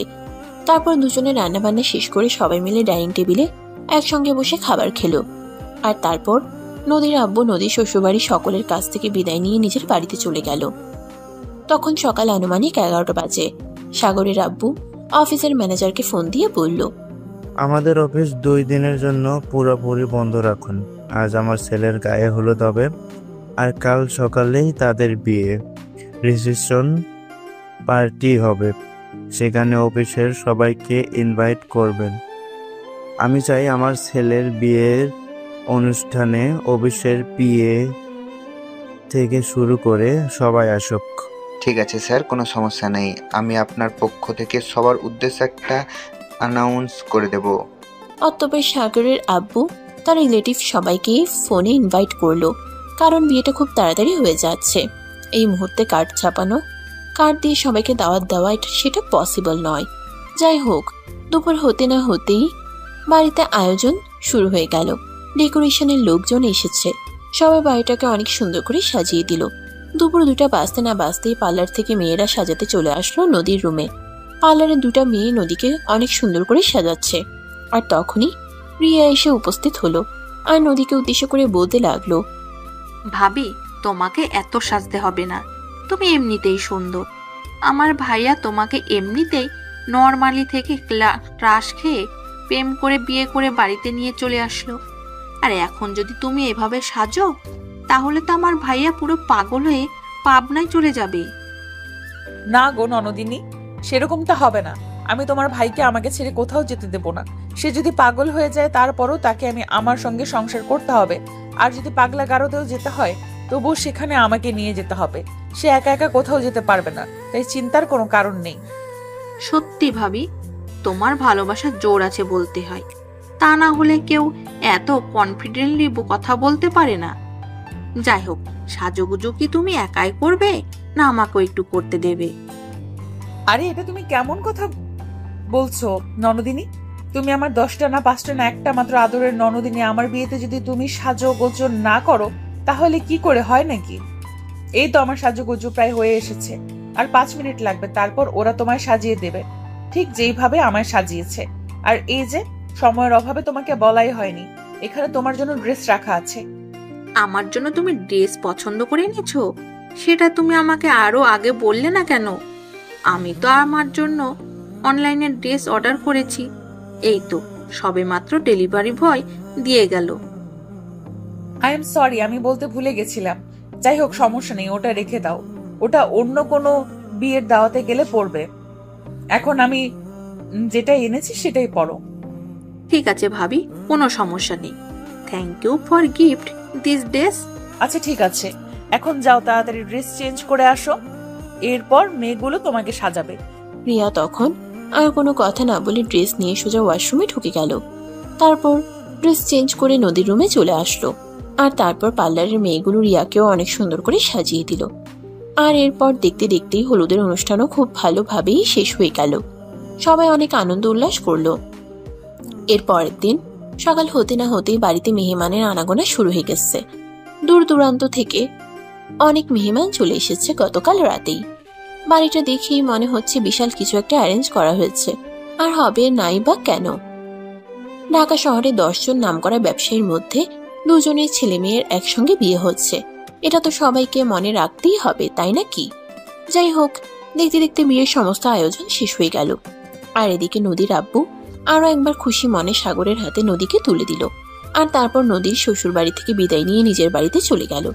আর এদিকে সাগরের আব্বু বিয়ের সমস্ত নিয়ম যখন মানা হয়েছে, তখন আরো একটি নিয়ম মানা হোক, তাই তিনি আবারও ছেলের জন্য ডেকোরেশনের লোক দিয়ে বাসর ঘর সাজানোর ব্যবস্থা করেন। গতকাল তো খুব সিম্পল ভাবে সাজানো হয়েছিল, কিন্তু আজ সারাটা ঘর গোলাপের পাপড়ি দিয়ে সাজানো হয়েছে। সারাটা বাড়ি ফুলের গন্ধে মোমো করছে। আর এদিকে নদী তার শ্বশুর শাশুড়ির সঙ্গে বসে গল্প করছিল।